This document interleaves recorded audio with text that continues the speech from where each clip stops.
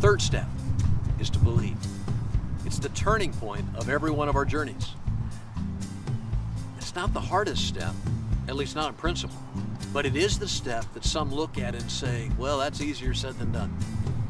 Let me explain it a bit, and then we're just going to do it.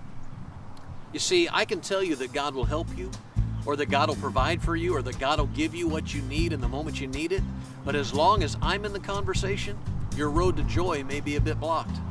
The point must come when you choose to believe God's truth without me or anyone else in the way. I mean, as long as I'm telling you those things, you can argue with me, or you can try to satisfy me that you believe them. In some manner, your response to God's truth will be directed to me as long as I'm in your picture. Believing is what you do when I'm not there anymore.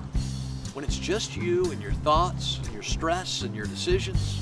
When it's just you and God, and you look toward Him and you say, okay, I believe what you say is true. Ultimately, the choice to believe can only be made between you and God. I may encourage you, but ultimately you will decide where you let your thoughts travel when it's just you and God. And that's when joy begins to blossom.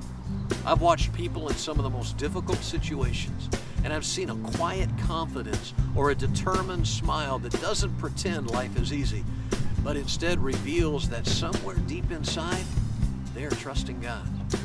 Joy isn't some manufactured happy face, but instead it's a full assurance that what God has said is really what I'm believing. You remember back in part 1 when I said that I want to live in a way that other people find attractive? This is it.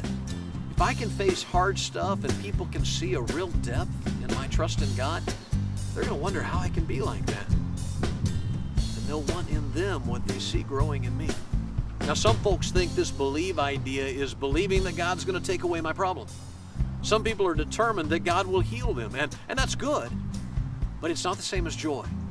You see, joy is there with or without the relief. If my belief is solely focused on my hope for healing, then people will wonder how I'll respond if that healing doesn't come. That kind of belief still counts as faith, but it seems to be a faith that requires something I don't yet possess. Joy, on the other hand, is based on what I have, nothing more. That's why we can have joy when we have little or when we have a lot, because it's a joy that's content in every setting. Joy counts on what I already know is mine, not what I hope will show up around the corner.